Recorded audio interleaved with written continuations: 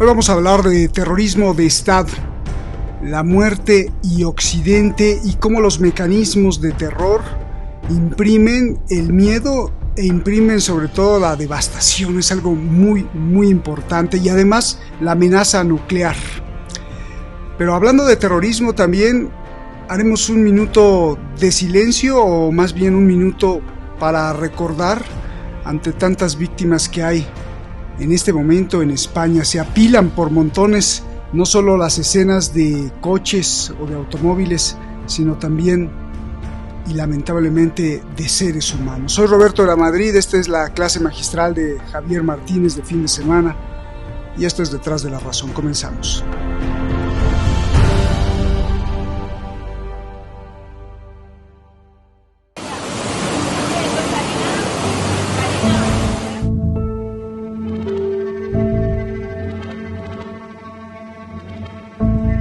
Hemos tenido que saltar de un camión al otro, pues estamos empapados, sin comida, sin agua, sin nada, mojados, con un frío tremendo, y el agua sigue subiendo. Y como nos arrastre este camión, ya no tenemos dónde cogernos ni dónde salvarnos. Juan, por favor, aquí hay muchísima gente en coches atrapadas, encima de los tejados. Juan, exactamente. Rescatando las rotondas. Exactamente, estoy en Alfafar, en el centro comercial, donde está la tienda Giffy, Leroy Merlin. ¿Vale? Estamos aquí encima de los camiones, encima de un camión. Somos 8 personas, una persona mayor, una persona joven. Hay una mujer. Y nos hemos tenido que tirar al agua, ¿vale? Para saltar de un camión al otro para poder salvarnos. Hagan el favor, estamos llamando 112, no va al teléfono, dice que no existe. Que manden a Guardia Civil y bomberos con lanchas a rescatarnos, por favor.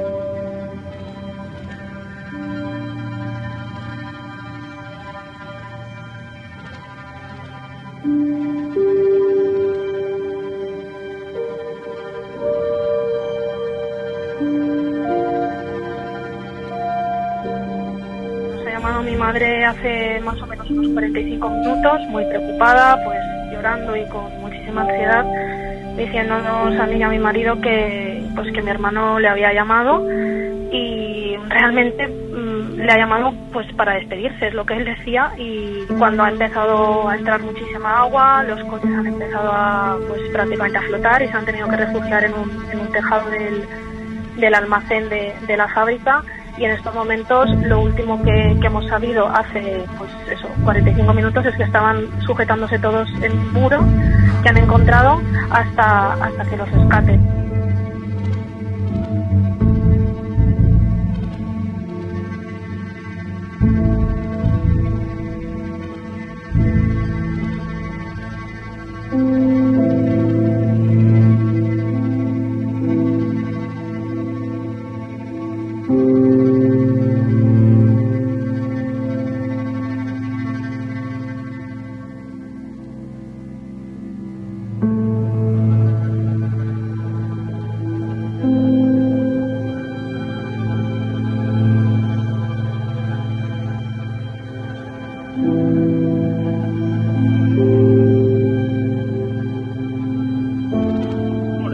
No podremos aguantar muchísimo más lo que estamos. Hagan el favor, y todo lo que escuche esto, ayúdenos, manden a Guardia Civil, manden bomberos, manden lanchas. Hay mucha gente aquí atrapada.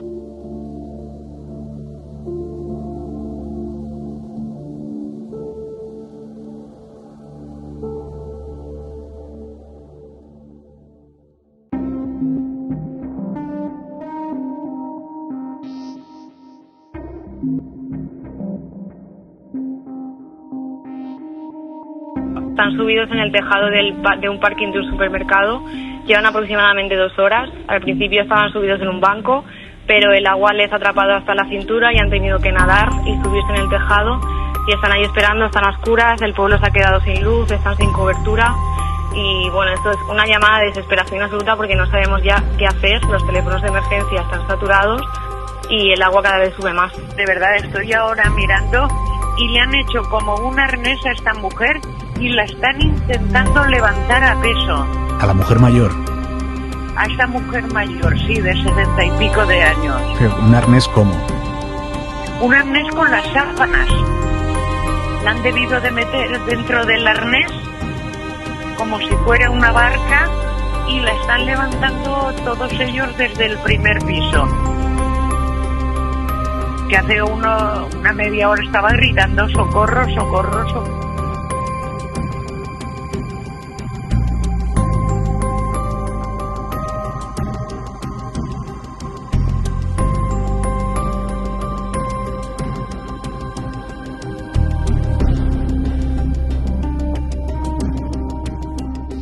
Cuando las autoridades no responden bien, la gente es la que tiene que ayudar a la gente y quien pueda ayudar con lo que sea, que ayude.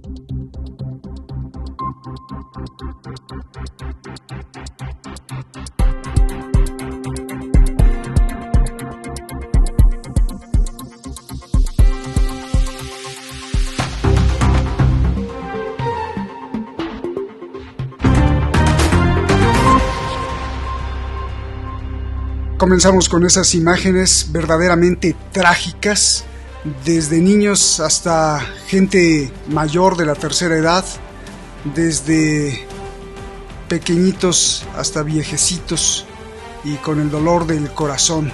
Hablemos hoy de terrorismo de Estado, pero no sin ignorar lo que está pasando ahí en España. Javier Martínez, muchísimas gracias por estar aquí. ¿Te has preparado para esta clase magistral?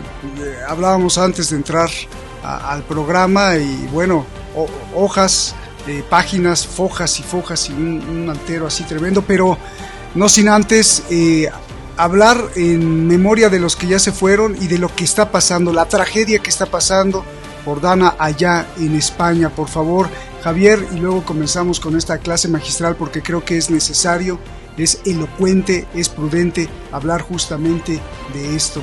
Te escucho, Javier, por favor, ante esta tragedia, por supuesto.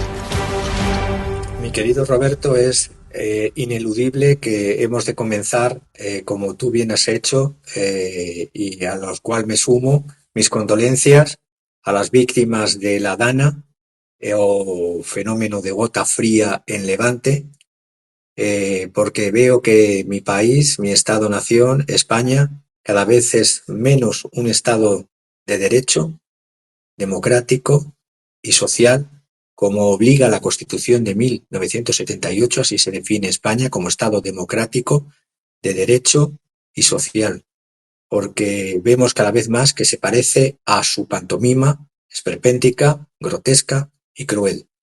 Viendo las escenas de muertes y muertes cada vez cuantificándose en los hallazgos de cadáveres, veo que cuando el poder y los que están en el poder y a los cuales se les paga por su labor no hacen su labor, su trabajo, si hubieran hecho su trabajo, no será una alarma de una alerta roja, de una gota fría o de Dana a las 8 de la tarde del día ya finalizando, sino que será el día antes y los radares meteorológicos en un país que se dice democrático, de derecho y social deben de funcionar a la perfección y no como había agricultores quejándose de que no funcionaban días antes. La realidad es que esta alerta roja no se dio a las 8 cuando ya toda la gente volvía de colegios, de trabajos y pilló por caminos, por calles a muchas personas que les arrastró las corrientes de los ríos desbordados y de las lluvias torrenciales. Y solo me cabe decir una frase de Antoine de Saint-Exupéry: la verdadera soledad, decía Saint-Exupéry, no es estar solo en una habitación, sino sentirse solo en una multitud.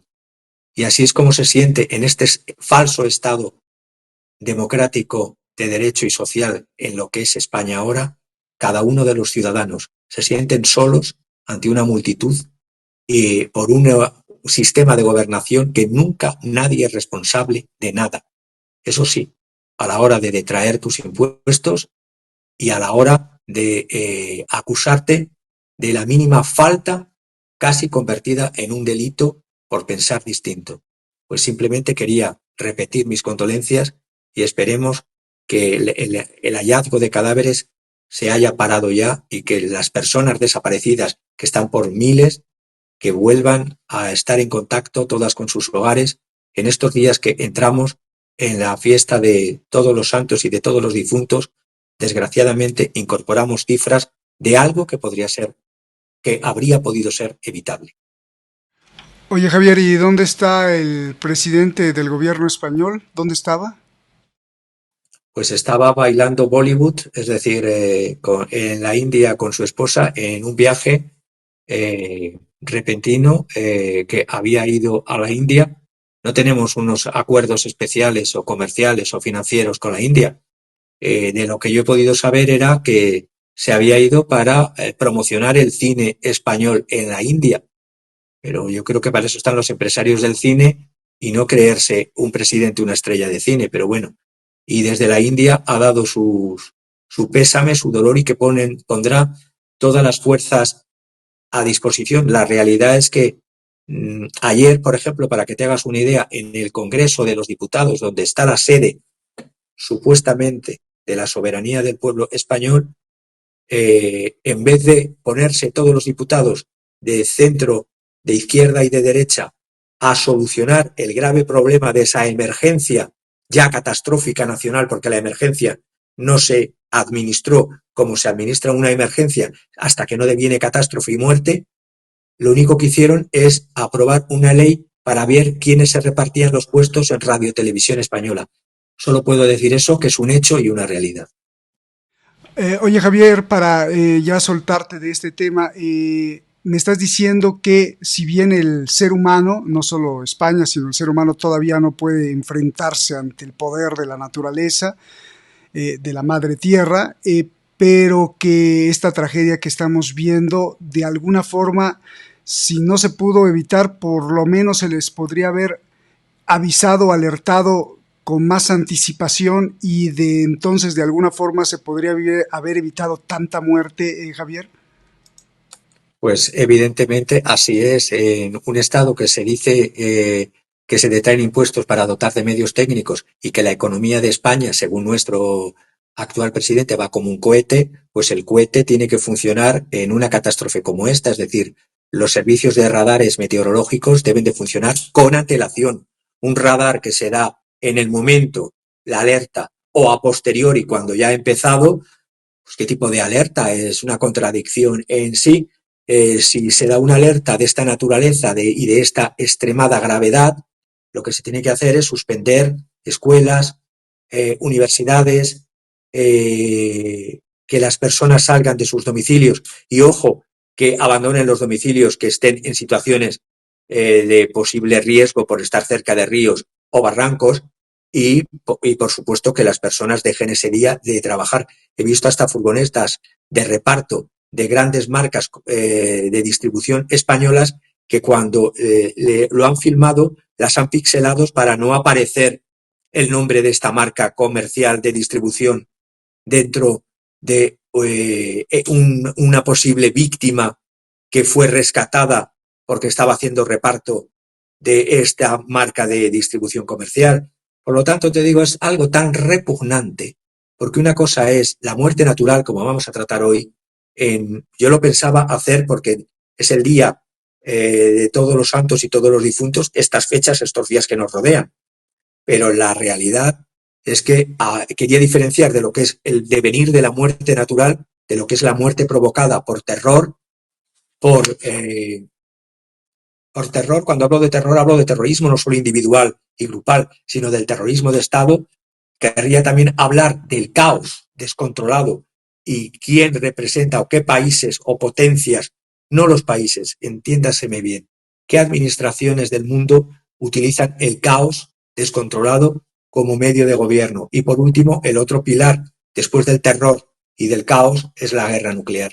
Pero claro, hemos de empezar con unas noticias tan espeluznantes que un daño natural o una reacción de la naturaleza se ha convertido, por la falta de previsión y por la falta de amor y de empatía hacia quien te vota y hacia quien te paga, en el número de víctimas, muertos y heridos, que se va incrementando, y espero que pare el sumatorio y que llegue ya de por sí a la monstruosidad que ha llegado, que es la peor catástrofe, no, por así decirlo, evitable al 100%, pero sí evitar las víctimas, seres humanos, animales, que no tendrían que haber sufrido esta muerte y estas heridas por si se hubiese hecho una acción de gobierno. El gobierno y la administración están para eso, y sino que dimitan y se les juzgue.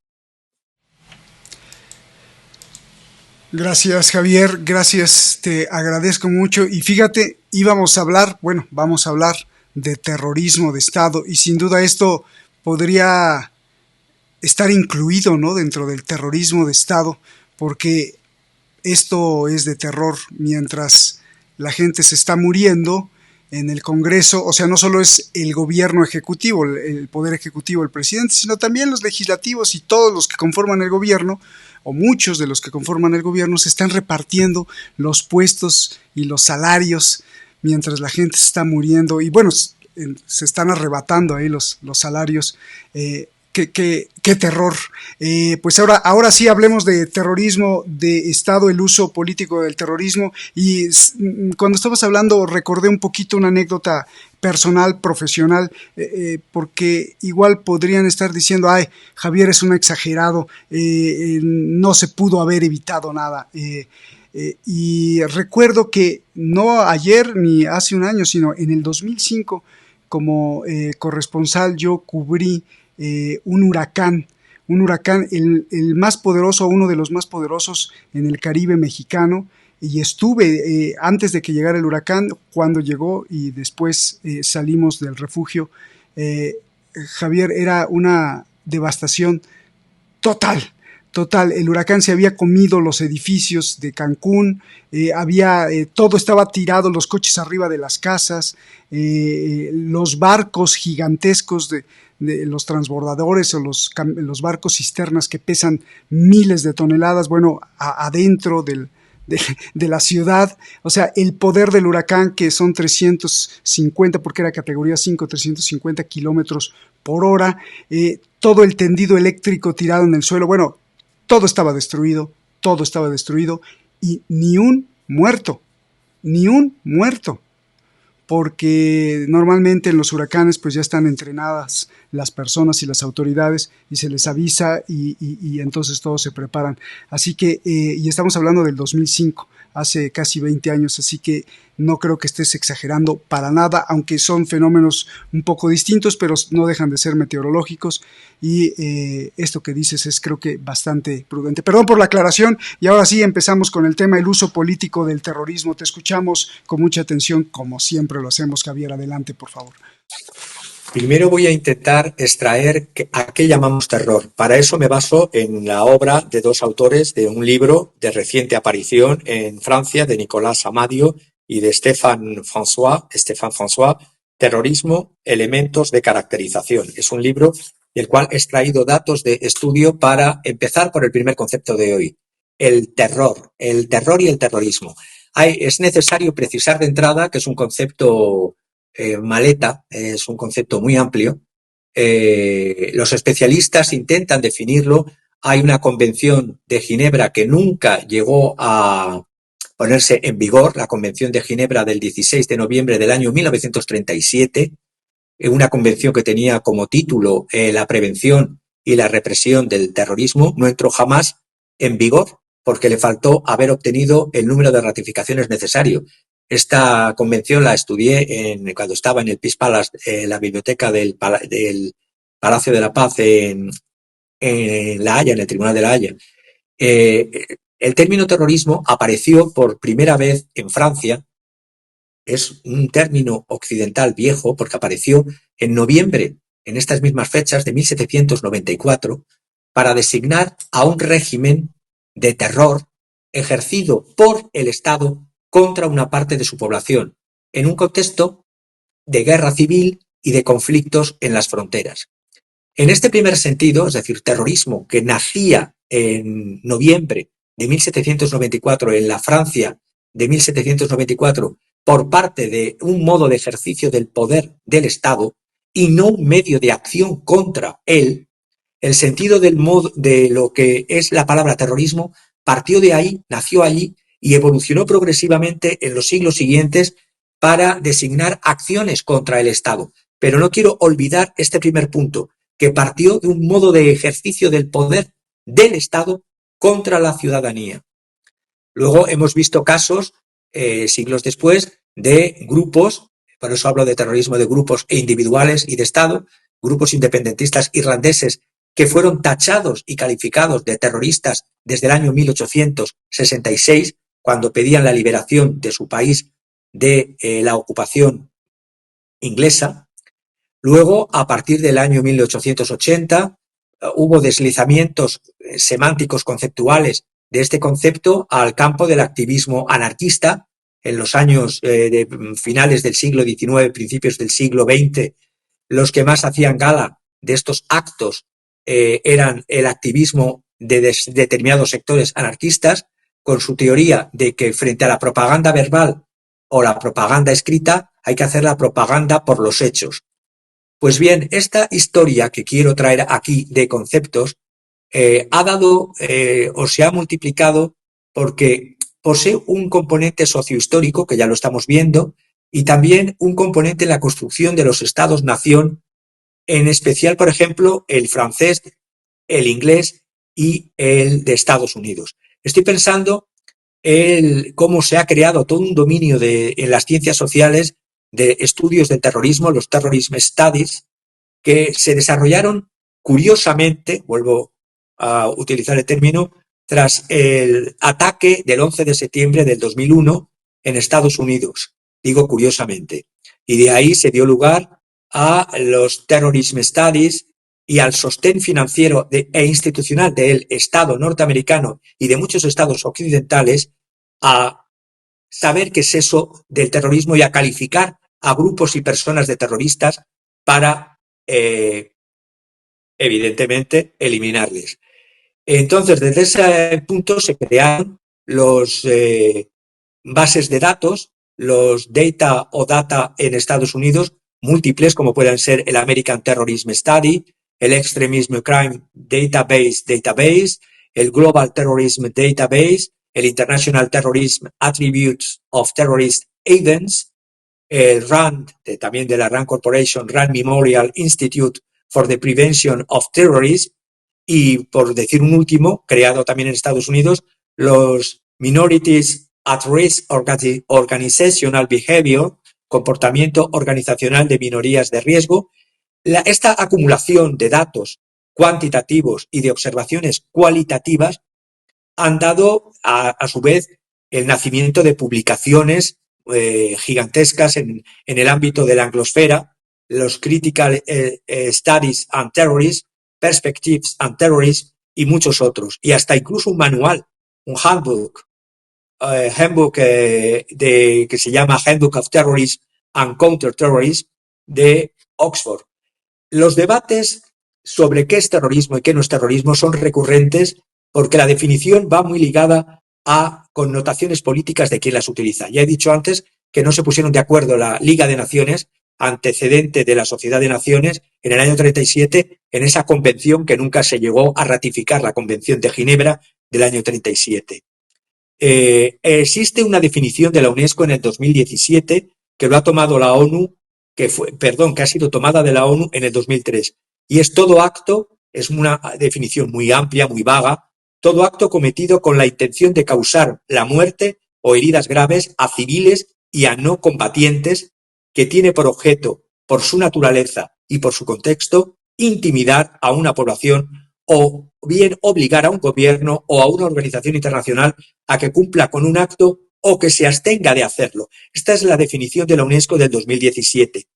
Los media frente al terrorismo, es otra de las definiciones que he cogido del libro.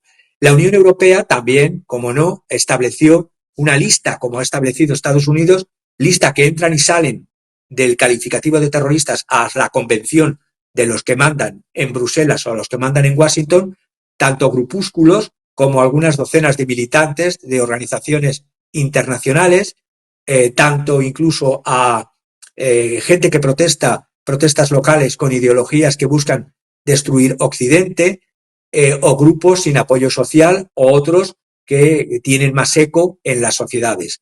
Esta dificultad que se tiene, yo quiero centrar otra vez, volver al término, porque es un uso de ese término por parte de los gobiernos como descalificador y a menudo instrumentalizado por el Estado, porque deslegitima a quien se le achaca, a quien se le cuelga. Y ya pueden ser resistentes, combatientes de la libertad, nacionalistas revolucionarios o incluso fundamentalistas. Si les cuelgan con la etiqueta terrorista, ya cambia totalmente todo. Retendremos, además, hay Isabelle Sommier, que es otra profesora de sociología de la Universidad de París 1 Panteón Sorbona, que asistí a alguna conferencia de ella en los años 87, 88, en los años 80, tiene un libro sobre la violencia revolucionaria y otro libro sobre terrorismo. Habla de 109 definiciones de terrorismo y de una treintena de criterios para saber qué es terrorista y qué no es terrorista. Pero resumiéndola, tiene 6 puntos principales. Habla de 1, la finalidad política; 2, el uso del terror; 3, un repertorio de acciones singulares como atentados, toma de rehenes, destrucción de bienes, secuestro de aviones; 4, la acción indirecta también; 5, el atentado al Estado; y 6, la indiscriminación violenta o la violencia indiscriminada. El terrorismo, por lo tanto, está muy ligado además a los media y se autonutren. Es decir, el terrorista o los terroristas así clasificados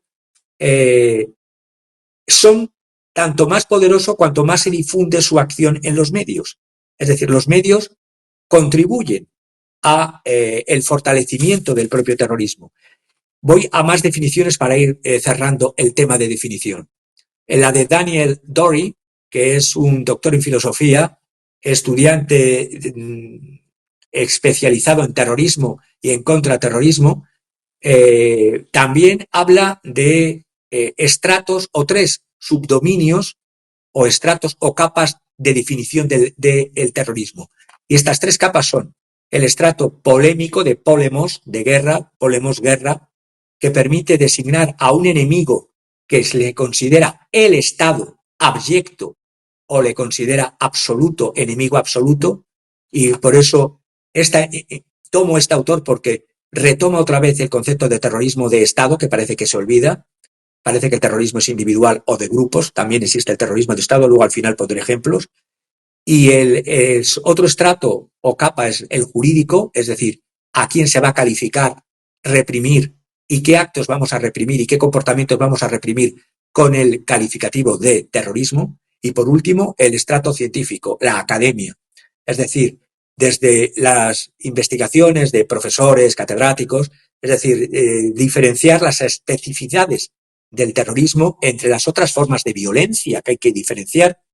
Hay violencias políticas, violencias de liberación de pueblos colonizados que son calificados de terroristas y, según otros autores, no son terroristas porque lo que buscan es la liberación de su pueblo del yugo colonial.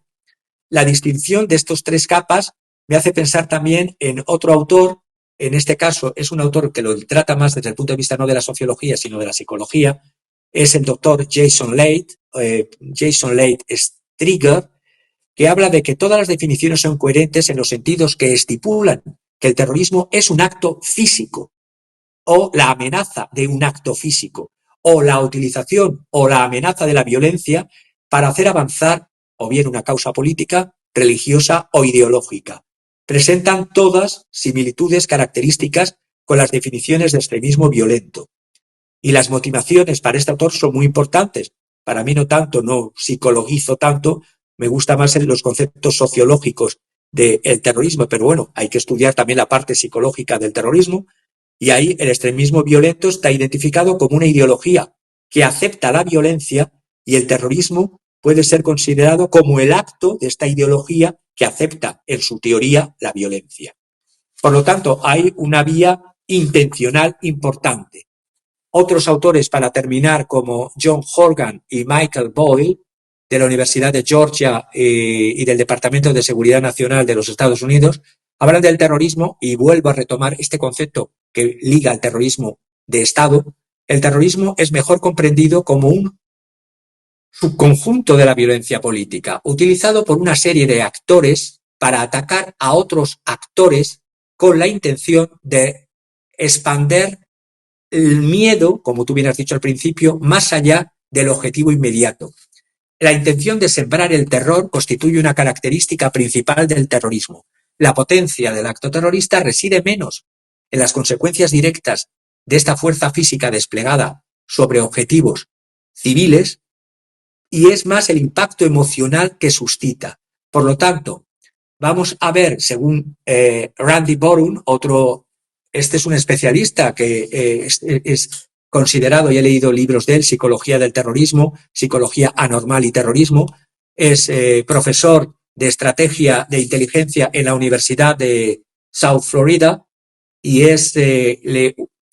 trabaja o es investigador para la CIA, para el FBI, para el Centro de Escuela de Inteligencia del Ejército de Estados Unidos y para muchos otros, incluso especialista de Naciones Unidas. Y habla de 4 pilares del terrorismo: la acción directa, que implica una participación directa en ataques terroristas contra objetivos humanos. 2, el sostén operacional, que implica una planificación y un sostén para estos ataques con sustancias letales, explosivos y una organización detrás. 3, un sostén organizacional, que es lo que estoy diciendo, que implica actividades como reclutamiento, colecta de fondos, difundir informaciones y estrategia mediática. Esto lo ligaría también a mi concepto de terrorismo de Estado. Y el sostén, por último, logístico, que comprende las actividades de sostén como proveer de dinero, de alimento, de alojamiento a los terroristas, a los que van a cometer estos actos. Hay dificultades en diferenciar, como ya he dicho, terrorismo de movimientos de liberación nacional o distinguirlo de otras formas de violencia como la insurrección o como el crimen organizado de las mafias o de los narcos. Ciertas investigaciones quieren utilizar, además, el terrorismo como un calificativo que permite categorizar movimientos, ideologías y grupos extremistas violentos. Vemos, por lo tanto, para terminar, que no existe una definición única en el terrorismo. Hay unas aproximaciones sociológicas, otras psicológicas, unas más políticas, otras económicas, pero los especialistas del terrorismo son conscientes de que se trata de un concepto ineluctablemente normativo, sujeto a juicios de valor, muy importante esto, sujeto a juicios de valor, y que no es posible comprimirlo en un concepto o en un fenómeno solo, porque hay diversidad y que por lo tanto los estudios sobre el terrorismo son válidos, y diría que los objetivos, si me voy finalizando por los objetivos del terrorismo, pueden ser la venganza, vengar acciones de los enemigos, la disuasión, es decir, para que la población aterrorizada haga presión a sus gobiernos, propaganda para golpear las almas, los espíritus, y provocación para empujar a un gobierno a sobreactuar. Ha habido movimientos terroristas del Estado. El ejemplo final que quiero poner, pues sí, y lo voy a citar con 2 libros para que nuestros seguidores los lean y se recreen. Uno, la OTAN y la Operación Gladio. Pues sí, la OTAN, según el libro de Daniel Ganser, repito el nombre, Daniele Ganser, publicado en El Viejo Topo, los ejércitos secretos de la OTAN, la Operación Gladio y el terrorismo en Europa Occidental, habla de ese nombre clave, Gladio, que han tenido las operaciones clandestinas de una llamada resistencia armada desde el final de la Segunda Guerra Mundial en Europa Occidental, la llamada Red Stay Behind, que han sido financiados, armados, entrenados en actividades de resistencia encubierta, y han provocado desde el final de la Segunda Guerra Mundial asesinatos, provocaciones políticas, técnicas y tácticas de desinformación y de contrasubversión, operaciones de falsa bandera. Y esto ha sido reconocido, y no lo dice Javier Martínez ni lo dice el autor Daniel Ganser, por el primer ministro que tuvo Italia en el 24 de octubre de 1990. El primer ministro Giulio Andreotti reconoció que las operaciones Gladio de la OTAN habían actuado en territorio italiano en los llamados años de plomo, y también el Parlamento Europeo, en una resolución del Parlamento Europeo que no tengo la fecha ahora, reconoció que servicios secretos militares y engarzados a la OTAN de determinados estados, estoy pensando en la CIA y el M16 o el MI6, estaban implicados, resolución del Parlamento Europeo, en delitos graves y actos de terrorismo. Este libro, repito, Daniele Ganser, Los ejércitos secretos de la OTAN y la Operación Gladio y terrorismo en Europa Occidental, y luego una novela, por si no queréis meteros en algo más tan duro como es un ensayo histórico y político y económico, una novela de Benjamín Prado, Operación Gladio, en Alfaguara, y ahí vais a ver entre ficción la realidad que hay detrás de lo que hemos sufrido, sufrimos y sufriremos en Europa de esto que llamamos terrorismo de Estado. Bien, Javier, me imagino que no solo es masacrar a la gente, no solo es presionarla, no solo es golpearla, no solo es aventarle bombas, sino que también aventarles bombas a la mente. Es decir, si un político constantemente está amenazando con que va a aventar una bomba, eso me imagino que también entra dentro de las ramas del terrorismo, porque finalmente habrá algunos que digan, pues no le creo, pero habrá otros, o sobre todo las familias, que digan, pues nos tienen aterrorizados, aunque no pase nada, pero sí está pasando en la mente, en la psique de las personas, de las familias, de los individuos, y también a nivel colectivo. Entonces me imagino que eso también sería terrorismo. Ahí veíamos a Mark Rutte, ¿no?, el nuevo secretario de la OTAN, pues hablando acerca de en las últimas declaraciones de los norcoreanos en Ucrania, y que entonces esto violaría y podría arrastrar a una guerra ya mundial, y a las sirenas entonces obviamente pues esto también es una forma de aterrorizar a las personas. Bueno, ya me dirás, y te abro para que pases al siguiente tema. Esto es escalonado, la cuestión del terrorismo, el caos descontrolado sería el segundo paso, ¿o cómo lo explicas, por favor? Fíjate, el caos descontrolado tiene que ver con el origen de todo. Es decir, con el origen de todo, porque esto es un desastre, el caos descontrolado por parte de Occidente, por parte en concreto de los Estados Unidos, y voy a explicar por qué, siguiendo muy bien en este caso otro libro, el Manual de Colapsología, los 5 estadios o estadios del hundimiento o fases del hundimiento del analista que ha creado el concepto de colapsología, Dmitry Orlov. Este está publicado, este libro también, Manual de Colapsología, las 5 fases del hundimiento. Yo lo he resumido para que lo tengamos en unas cuantas líneas, pero es digno de leerse también.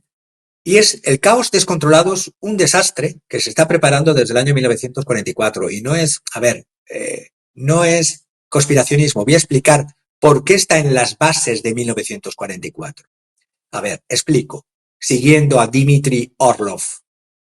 Al final de la Segunda Guerra Mundial, los Estados Unidos estaban o eran prácticamente los únicos que realmente se podía definir como potencia económica mundial.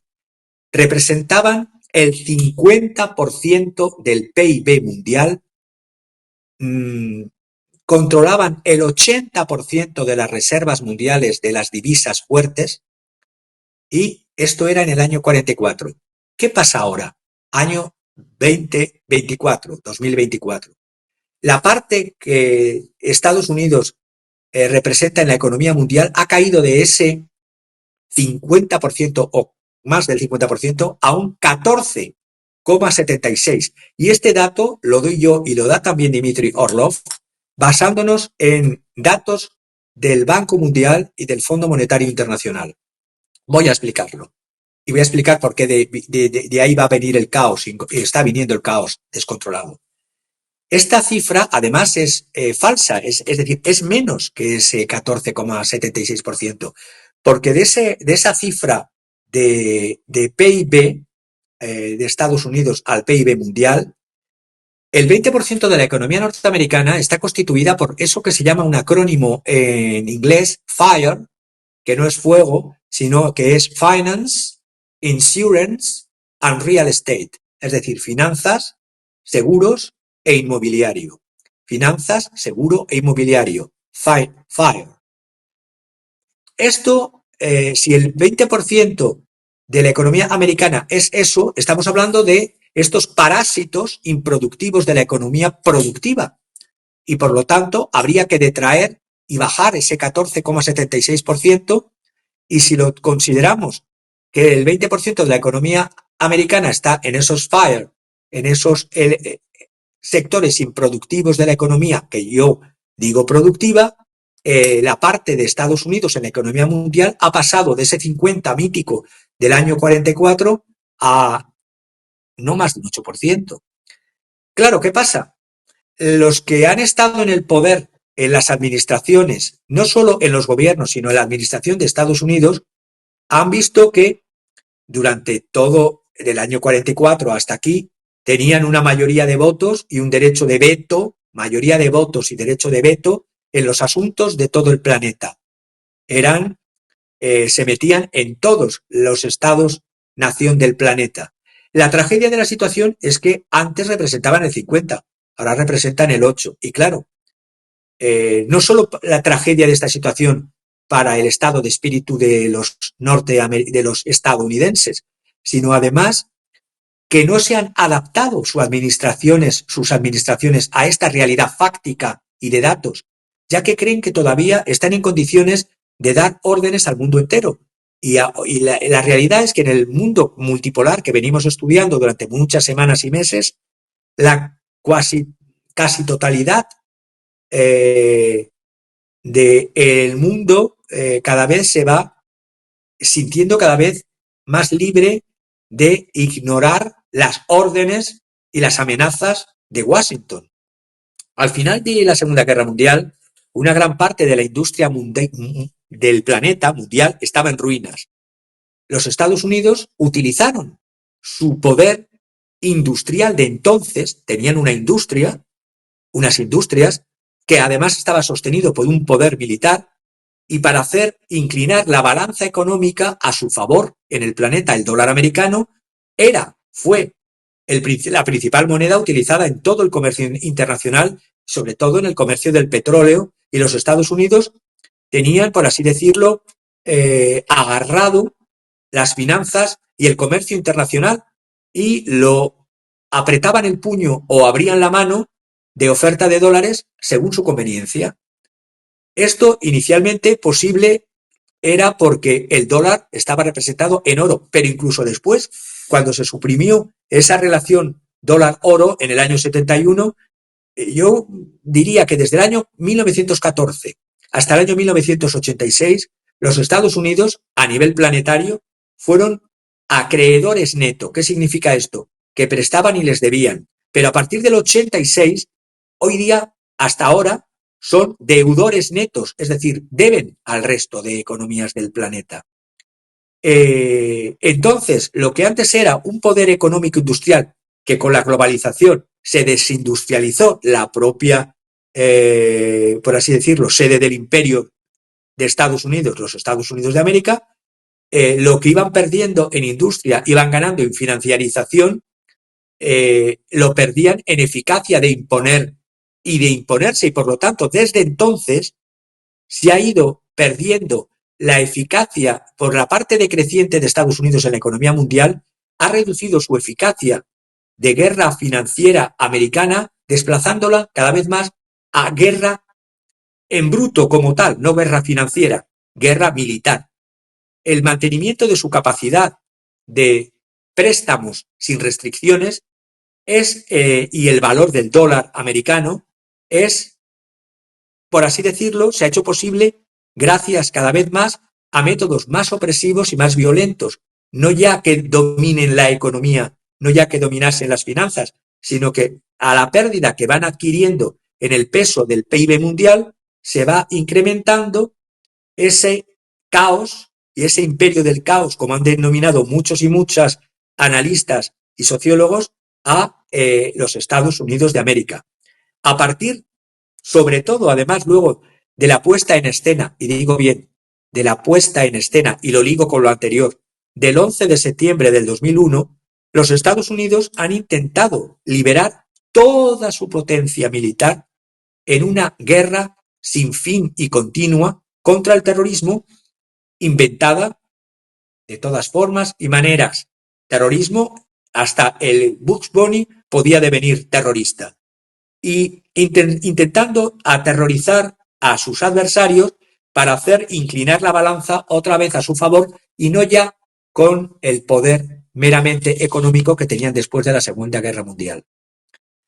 La realidad es que el hecho que Estados Unidos, a pesar de todo, no han logrado provocar todo el caos que intentan realizar en el planeta. Y voy a poner ejemplos de dónde han intentado el caos, bueno, a excepción, por supuesto, de Israel, Palestina, es decir, en Palestina reina el caos porque el agente directo que tiene para el caos Estados Unidos se llama Israel, y en el Líbano ahora, evidentemente, desde hace ya bastantes años en el Líbano.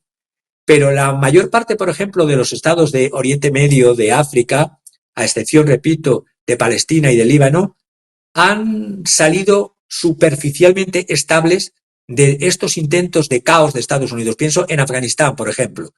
Actualmente, y lo digo muy a mi pesar, porque me gustaría más un gobierno laico, a mi manera de pensar europea, no digo occidental, un gobierno laico fuera de cualquier religión, donde hombres y mujeres fueran iguales. En Afganistán, la realidad es que ahora Afganistán está mucho mejor bajo el régimen de los talibanes en cuanto a paz en la zona está desarrollando, y repito, muy a mi pesar, porque me gustaría un gobierno laico, vuelvo a repetir, para los que no lo entiendan, vastos planes de desarrollo con China y con Rusia. Irak es débil, pero ahora también es aliada de Irán, y antes eran enemigas, y hubo guerras entre ellos. Siria no se ha hundido por completo y controla de nuevo una gran parte de su territorio ocupado, una parte por Estados Unidos todavía y otra parte por Turquía. La conclusión es correcta. Los Estados Unidos, incluso en esta última etapa de este nuevo siglo, expanden el caos, pero no logran hacer que todo el planeta caiga en el caos que buscan. Y de ahí al tercer tema, pero pregúntame, porque he visto que querías preguntarme algo.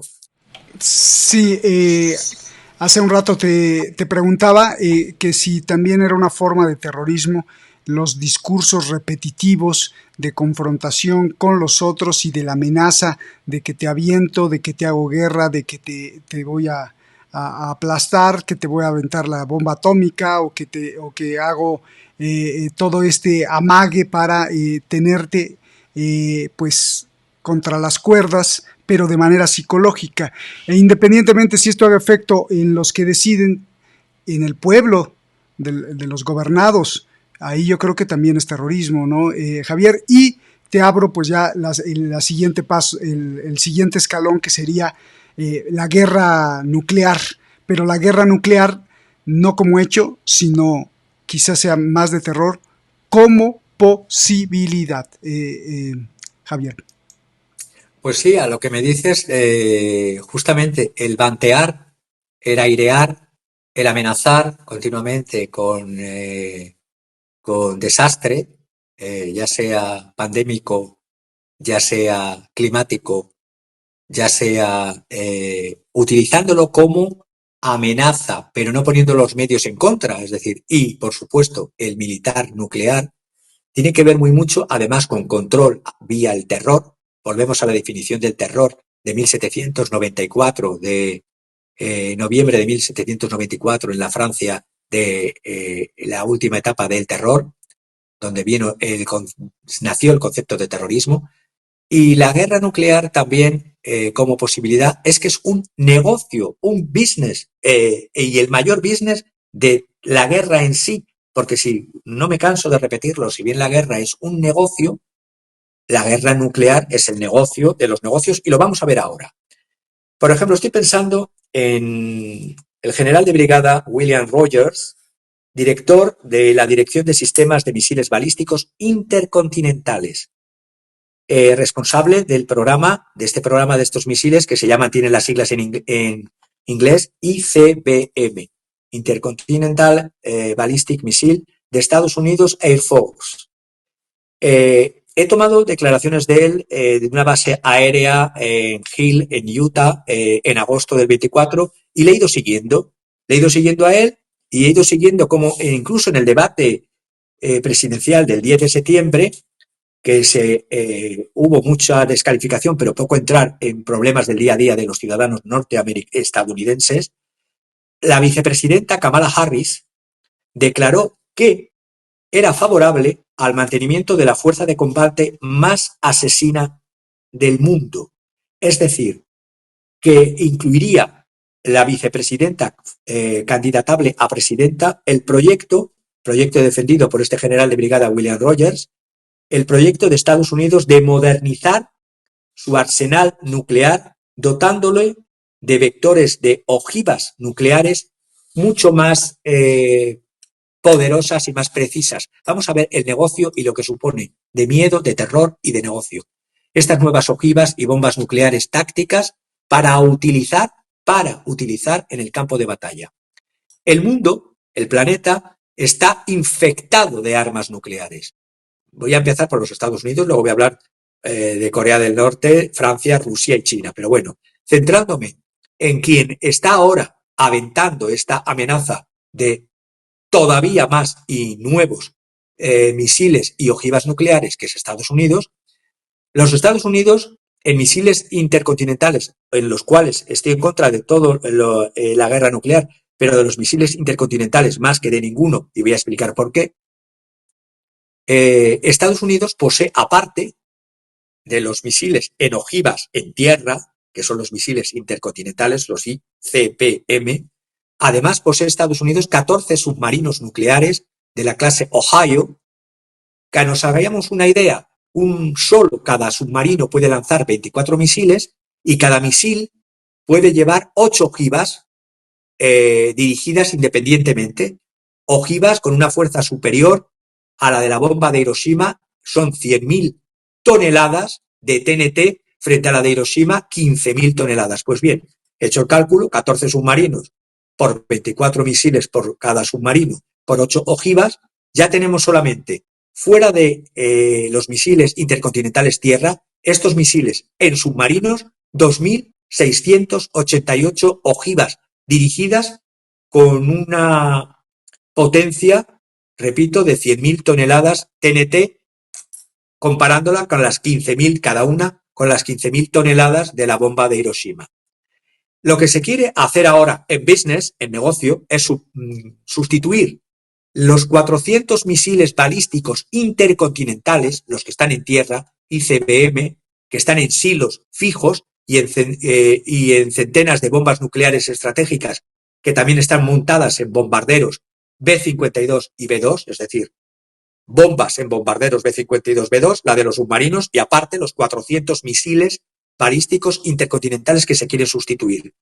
Teniendo en cuenta que Corea del Norte, Francia, Rusia y China van todos también en el mismo tren de mejorar sus arsenales de armas nucleares, porque se ha perdido el miedo a la guerra nuclear, y a desarrollar nuevas armas nucleares y a desplegar nuevos silos y zonas de objetivo que las actuales. Estoy pensando también, los dirigentes de Israel han amenazado con utilizar armas nucleares contra Irán, un riesgo que se está intensificando con la escalada en el Líbano. Rusia ha amenazado con utilizar armas nucleares si Ucrania decide adherirse a la OTAN o si los Estados Unidos ayudan a Ucrania tirándoles misiles convencionales en territorio ruso. Los Estados Unidos no han rechazado jamás, porque es el único país de la Tierra que lo tiene, la utilización en primer golpe, en primer FAP, en primer ataque de las armas nucleares en un conflicto. El especialista en Rusia, Gilbert Doctorow, teme que los Estados Unidos lancen un primer golpe nuclear táctico contra Rusia, según este Gilbert Doctorow, para impedir que Rusia obtenga una victoria total en Ucrania. El antiguo analista principal de la CIA, Ray McGovern, uno de los numerosos miembros de Veteran Intelligence Professionals of Sanity, teme que los Estados Unidos utilicen armas nucleares tácticas en Ucrania para impedir la victoria total de Rusia en esta guerra. Y lo dicen dos respetables analistas. Incluso los consejeros de Trump han llamado, ya no solamente he dicho Kamala, también los de Trump, llaman a retomar los ensayos de armas nucleares, violando una vez más el Tratado Multilateral de Prohibición Completa de Ensayos Nucleares. Las primeras medidas en esta dirección pro-nuclear y nuevos conceptos de armas nucleares tácticas ya vino por el presidente Premio Nobel de la Paz, Barack Obama, en su concepción de producir esta nueva generación llamada de armas nucleares tácticas. Esto le ha seguido en su producción Donald Trump, luego Joe Biden, y han perseguido el plan de Obama, independientemente de los que están en el poder de las presidencias de Estados Unidos. Y voy al meollo de la cuestión. El presupuesto militar americano para el año pasado, votado por el Congreso, comprendía más de 51.000 millones, 51.000 millones, si digo bien la cifra, para los que luego digan que si no preciso las cifras, si las tengo, aunque soy miope, las tengo cerca y las veo bien, no me confundo con ellas, más de 51.000, porque son 51.500 millones de dólares para el apartado solo de armas nucleares. Es decir, un aumento del 18% en relación al año anterior.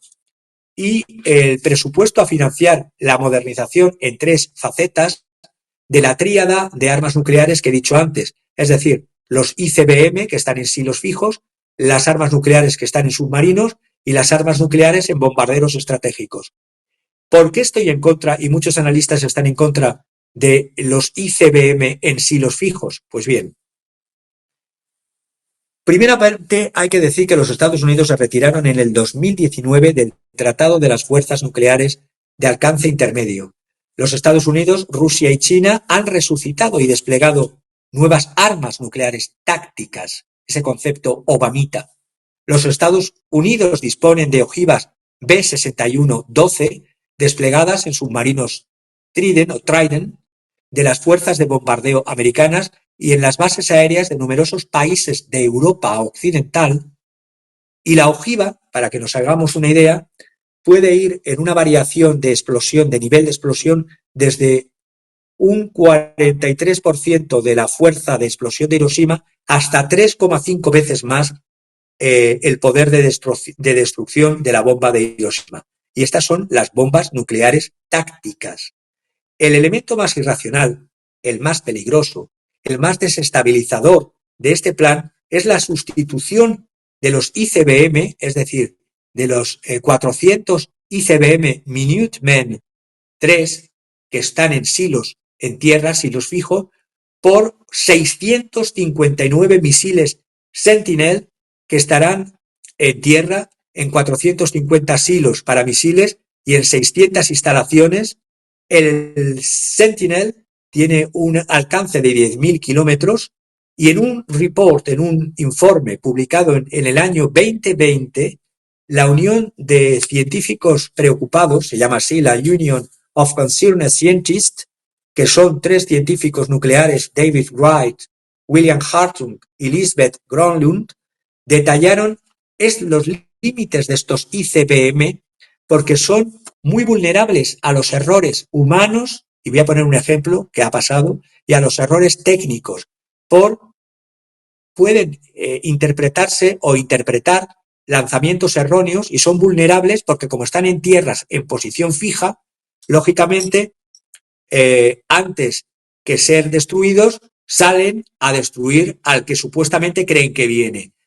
Es un negocio porque esta sustitución de estos misiles ICBM Minuteman III por los Sentinel es una creación, entre otras muchas empresas, de la Northrop Grumman, que a su vez, según Hartung, en un informe de agosto de este año, ha dado 87 millones de dólares a miembros del Congreso durante los 4 últimos ciclos electorales. Es decir, pago a congresistas para que me voten las leyes a favor de sustituir los misiles en tierra, que ya son un peligro en sí, los 400 ICBM Minuteman III, por los nuevos que voy a fabricar y a qué precio. Los sitios de los silos, cuando están fijos y son conocidos por todas las partes, por el que los tiene como por el enemigo, son a su vez, constituyen objetivos a destruir fáciles para ser atacados. De ahí el dilema de utilizarlos o perderlos, que consiste en mantener estos misiles en un estado de alerta máxima. Si tenemos en Estados Unidos 400 misiles en estado de alerta máxima, tarde o temprano existe la posibilidad de una catástrofe, de un tiro involuntario o accidental. Rusia y China están vigilando continuamente estos lanzamientos y sus ejércitos podrían fácilmente interpretar un error de tiro, o lo que voy a decir luego que pasó, y es increíble porque he logrado tener la declaración del militar que lo paró en Estados Unidos. Se puede interpretar equivocadamente un tiro como una tentativa de primer golpe norteamericano y contrarrestar con un ataque. Por ejemplo, un simple intercambio entre Estados Unidos y Rusia de un primer momento, de unas primeras horas, con misiles balísticos intercontinentales, asesinaría a centenares de miles de personas en los Estados Unidos solo en los primeros días, porque hay que saber que estos silos y estas instalaciones en tierra están en unos determinados estados, a saber, Colorado, Wyoming, Montana, Dakota del Norte y Nebraska. Además,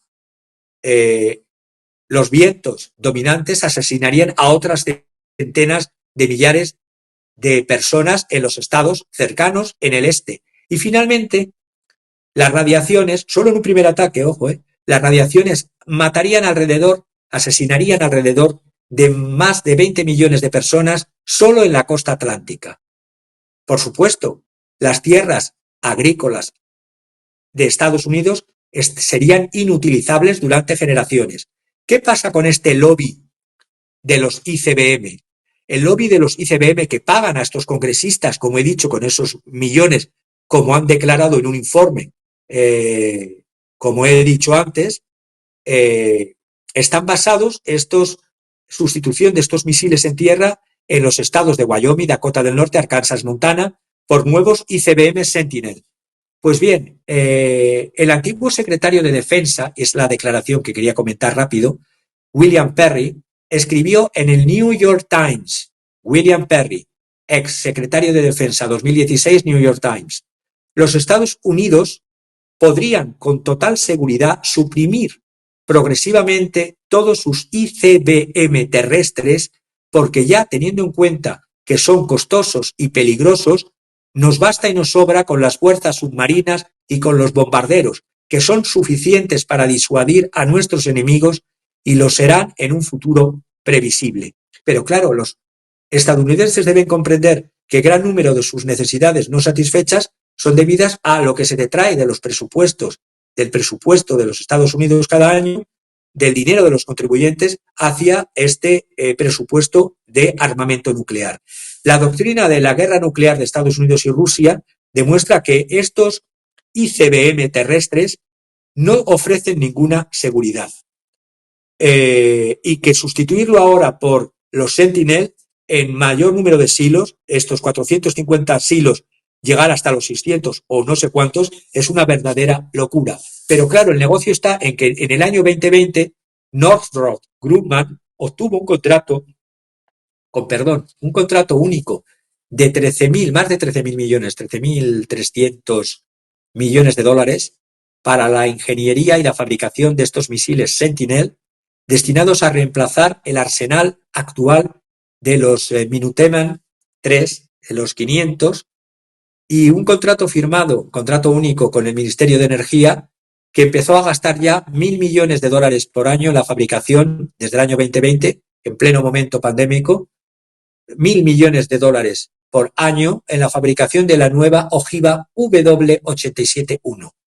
Este año, 2024, el Pentágono estimó que el coste total del programa, comprendiendo la sustitución y un decenio de mantenimiento, sostén y de explotación de estos misiles, costará más o menos alrededor de 264.000 millones de dólares o más. No voy a marearos con cifras. Estamos viendo que en enero del 2024 estos Sentinel ya cuestan un 37% más que lo previsto cuando se firmó en el 2020. En junio el coste ha subido nuevamente, pasando un 81% el coste de producción inicial del contrato del año 2020. Resumiendo, el coste unitario de este sistema Sentinel, inicialmente previsto en 118 millones de dólares, pasa en fabricación a 162, pero luego está el coste, aparte del de fabricación, el de mantenimiento.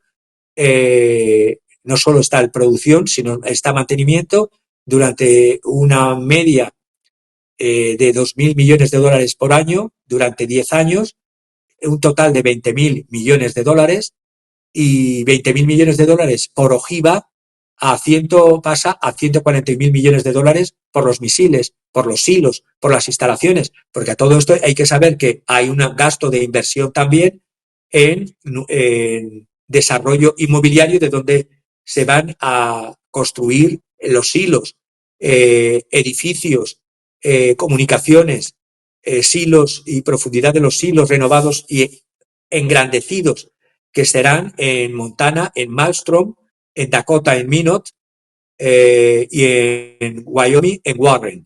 Todo esto eleva las cifras, como ya he dicho, a unas cifras escatológicas de 360.000 millones de dólares de aquí a los próximos 10 años. Es útil ver que detrás de estos contratos, aparte de la Northrop Grumman, está Lockheed Martin, que dará parte de los vehículos de ingreso que despliega las ojivas, la compañía Textron, que dará sistemas de reingreso en colaboración con Lockheed, la Clark Construction, que se ocupa de los programas de infraestructura, Bechtel, que trabaja con Clark en la concepción de los 450 silos de lanzamiento y las 600 instalaciones, Aerojet Rocketdyne, una filial de L3 Harris, que también construirá los cohetes, General Dynamics, que proveerá de los sistemas de comando y de control, y más empresas, Collins Aerospace, filial de RTX, CAE, que proveerá de los sistemas de formación para el programa, y Honeywell, responsable de los instrumentos de guía y de control. Es decir, la locura de estos W-87-1 de Sentinel, concebida por el Ministerio de la Energía contrato único a Northrop y luego subcontratos a todas las empresas que he dicho, es una bomba 22 a 23 veces más poderosa que la bomba de Hiroshima y además que no quita los lanzamientos por error de un misil balístico, porque ya se han dado los casos en el año 79, y voy terminando, en el año 79 el antiguo secretario de Defensa Perry denunció una falsa detección de un falso ataque en el año, repito, 79. Él personalmente anuló el tiro o la contrarrespuesta de los misiles estratégicos americanos porque se trataba, cuando le llamaron a las 3 de la mañana a su domicilio para que rápidamente fuese, porque hay un margen de no más de 2 horas y media para responder, los sistemas americanos habían detectado un ataque masivo de respuesta rusa que golpearía a Estados Unidos en 20 minutos.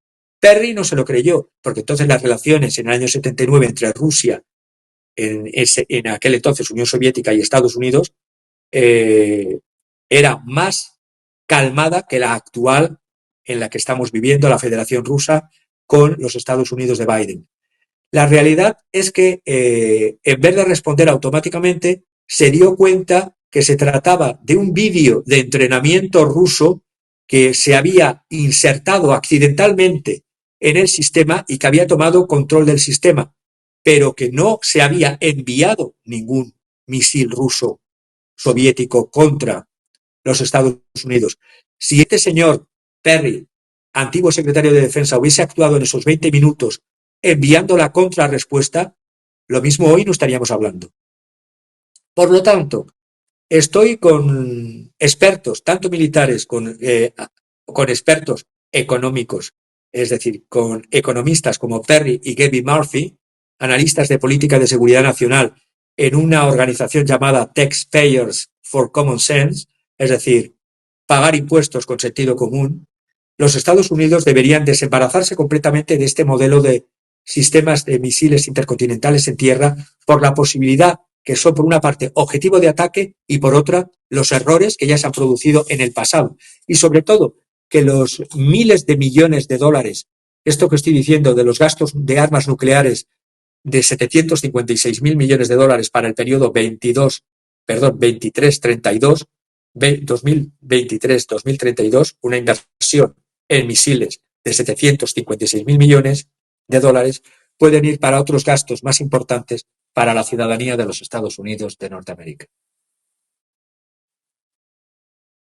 Pero ahí están las votaciones y entonces nadie piensa en todo esto que estás diciendo, sino simplemente en si voto por Trump o si voto por Kamala Harris y el mundo, pues en su mayor parte y en promedio está distraído o es distraído justamente por las mismas corporaciones que están ligadas a los medios de comunicación y a los presupuestos de las instancias militares y a la generación de guerras, como has descrito, para que sea el negocio redondo. Javier, muchísimas gracias. Tengo ya pues la curiosidad de saber de qué se va a tratar hoy la obra de arte, qué obra de arte, o si es que a veces escoges dos obras de arte, qué has escogido, por qué has escogido, y lo más importante de Javier Martínez en la cuestión de las obras de arte, ¿qué ve Javier Martínez en esa obra de arte? Por favor, Javier. De dos autores, un austríaco y otro alemán. Empezamos por el retrato de Arnold Böcklin. Creo que es el primero que os he pasado, no sé si el primero, no el de la muerte y el soldado, que ese querría para el final, sino el retrato de Böcklin. Arnold Böcklin, autorretrato con la muerte tocando el violín. Exactamente. Si se puede ver perfectamente, vemos Arnold Böcklin es un pintor, encuadrándole en el tiempo, 1827-1901. Böcklin nació en Basilea y murió, es decir, en Suiza, y murió en Fiesole, Italia. Es un pintor suizo, de la Suiza alemana, la Suiza germana, por eso he dicho un pintor de cultura germánica, y otro pintor austriaco, que es el segundo que vamos a ver luego. Este pintor suizo está ligado al simbolismo, es decir, es una figura clave del simbolismo que luego, en los años posteriores, influyó tanto en el movimiento surrealista. Procedía de una familia poderosa ligada al comercio de la seda. Empezó como pintor de paisajes, realizó estudios y viajes a Bruselas, a Zúrich, Génova, a Roma, donde le enseñaron otro tipo de ver y captar la realidad. Era el neoclasicismo y el clasicismo italiano, y las figuras mitológicas y las figuras alegóricas. Aquí Arnold Böcklin entró en contacto cuando estaba en estos viajes, por ejemplo, estoy pensando en Düsseldorf, cuando entró en contacto con unas personas que han sido verdaderamente importantes en su vida, aparte de las influencias artísticas, ya he dicho, clásicas, neoclásicas, el simbolismo que le caracteriza, y influido por el romanticismo de Caspar David Friedrich, otro autor en pintura que me entusiasma. Y aquí Arnold Böcklin entró en figuras de pensamiento, entró en contacto con Feuerbach, Ludwig Andreas Feuerbach, vía de su hermano Ansel Feuerbach, que era pintor clasicista. El hermano pintaba a animales, reses, paisajes, trabajos rurales, y es importante la figura de ese contacto de Böcklin yo la quiero resaltar porque Feuerbach fue el filósofo, antropólogo, biólogo y crítico de la religión, que fue el padre del humanismo ateo y de la antropología de la religión. Fue utilizado el concepto de alienación religiosa, creado por Feuerbach y utilizado luego por Marx en sus primeros escritos. También fue amigo de otros pintores, pero hay que señalarle, sobre todo también porque era hijo de un criminalista y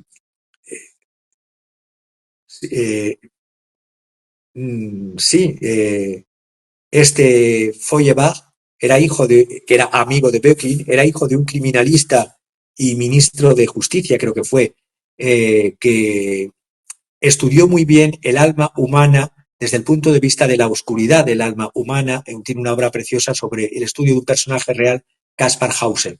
Pues bien, lo que veo en esta pintura, que está inspirada, como ya he dicho, en el simbolismo, en Holbein el joven, en Hans Thoma de 1875, es una pintura romántica, es una pintura melancólica, es una escena que tras un claro oscuro vemos al pintor en una actitud intrigante, yo diría que incluso altiva, no altanera, altiva, y es una figura cuasi heroica porque habla de la fugacidad de la vida.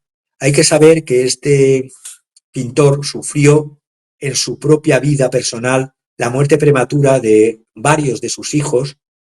También intentó defender a su familia de 2 epidemias de cólera y no pudo a veces con ello. Pintó este retrato en Múnich cuando se estaba enfrentando a los horrores de una guerra también, que era la guerra franco-prusiana, es decir, pérdida de sus hijos, pérdida de miedo a la pandemia del cólera en 2 ocasiones, los horrores de la guerra franco-prusiana. Y quería traer este primer cuadro de la muerte porque hay momentos en que aquí se refleja la muerte y cómo el proceso de la vida y muerte como algo natural al propio ser humano, y él se enfrenta a la muerte con una actitud intrigante, interrogante, altiva y cuasi heroica, pero es una muerte no buscada, es la muerte que es la otra cara de la moneda, que es ese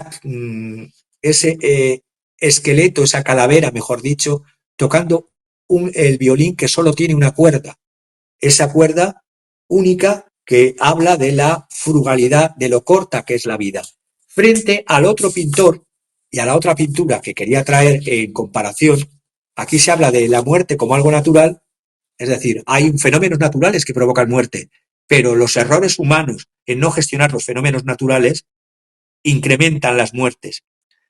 Esta otra que vamos a ver es la del soldado y la muerte, Soldat und Tod, la siguiente pintura. Ahí vemos un pintor llamado Hans Larwin, pintor y profesor de la Academia de Bellas Artes de Viena, por lo tanto austríaco. Estudió en la Escuela Austríaca de Artes Vocacionales, la Kunstgewerbeschule, y luego en la Academia de Bellas Artes de Viena, de la que llegó a ser profesor. También hizo viajes por el extranjero, porque toda la formación artística siempre se ha hecho o se hacía clásicamente así, viajando a Roma, a París, a Múnich, a Países Bajos. Y luego fue miembro de la Galería Vienesa. Esa pintura en concreto es del año 17, es decir, Primera Guerra Mundial. Él estuvo en el frente, además ejerciendo de pintor de guerra oficial del Imperio Austrohúngaro, de la monarquía dual de Austria-Hungría, y ahí vio el horror de la guerra, la muerte no como algo natural, sino como algo buscado, querido por determinados individuos, que provoca la muerte. Y vemos a dos figuras. Vemos la figura del soldado, que representa la vida, ese soldado joven, disparando, obligado al reclutamiento, y el esqueleto que tiene detrás, que es la muerte, lo que tiene detrás. Estamos viendo que esa Primera Guerra Mundial, que hizo que luchasen entre sí 70 millones de combatientes, hubo 10 millones de soldados que perdieron sus vidas en una carnicería o en inmundas trincheras o por enfermedades como la tuberculosis o la gripe española, y luego civiles, por supuesto, civiles que murieron, se calcula como mínimo otros 7 millones de víctimas civiles. Según los últimos estudios de la Primera Guerra Mundial, y que es terrorífico, el número de víctimas militares y civiles realmente fue una pérdida de 65 millones de almas, 65 millones de personas en la Primera Guerra Mundial. 65 millones de personas. Y esta muerte que quiero anteponer frente a la otra muerte, no es la muerte natural que te llega en el momento que te llegue como algo natural y consustancial a la vida. Es que la muerte es la muerte buscada por los que hacen negocio con la muerte. Y quería contrastar los dos tipos de pinturas para ver que el ser humano nos enfrentamos permanentemente, tenemos en el sello como una moneda con dos caras, vida y muerte. Pero hay otros seres humanos que por negocio y por poder hacen de la muerte provocada el horror de estos 65 millones de personas que se llevó la Primera Guerra Mundial. Y quería terminar con eso, no a la guerra, no a la manipulación, ver lo que hay de causas económicas siempre detrás de muchos supuestos conflictos de ideas o conflictos ideológicos, cuando lo que hay son miserables deseos de enriquecimiento personal y miserables deseos de guerra, muerte y destrucción, sin importar. Ya no es que sean lo contrario de empáticos estos individuos, es que son psicopáticos, es decir, su mente está enferma porque no contemplan la existencia del otro, porque consideran, es que ni los consideran elementos prescindibles o víctimas colaterales, es que no entran en sus cálculos mentales, porque lo que sí entra en sus cálculos mentales son los contratos de 5, 6, 7 miles de millones de dólares que se hacen con el negocio de la venta cada vez de más armas nucleares ahora, con ese concepto del Premio Nobel de la Paz Obamita de armas nucleares tácticas y sustitución de las que hay por nuevas, más mortíferas y más. Efectivamente, Javier, exquisita la interpretación. No es el dinero, no es el poder, digo, todos esos son los objetivos máximos, pero el Dios de todo ello es la adoración al yo, la exaltación, el enaltecimiento, la protección de el yo primero y yo primero, yo como más importante que los demás. Y obviamente pues eso se traduce en yo quiero más dinero, quiero más placer, quiero más poder y quiero controlar todo. Es justamente el culto al yo el que nos tiene sumidos en este terrorismo, creo yo, no lo sé, pero creo que si los que gobiernan pensaran un poquito menos en su yo y más en los otros, pues las cosas estarían un poquito mejor. Muchísimas gracias, Javier, gracias por traernos esto, gracias por hablarnos del terrorismo que está sufriendo mucha gente, gracias por hablarnos del terrorismo que está sufriendo el mundo entero, y gracias por traer justamente estos temas que son más actuales que nunca y más importantes que nunca. Javier, hermano, gracias, un abrazo, y sobre todo pues la condolencia y la compasión, la pasión con el otro de las víctimas que en este momento están siendo contadas y amontonadas por la tontería, ineficacia y por el culto al yo. Mientras están repartiendo los salarios y los dineros, pues está muriendo gente en España por cosas que podrían ser por lo menos un poco evitables. Gracias, hermano, gracias, y a ti que nos ves en cualquier parte del mundo, nos vemos hasta la próxima. Gracias.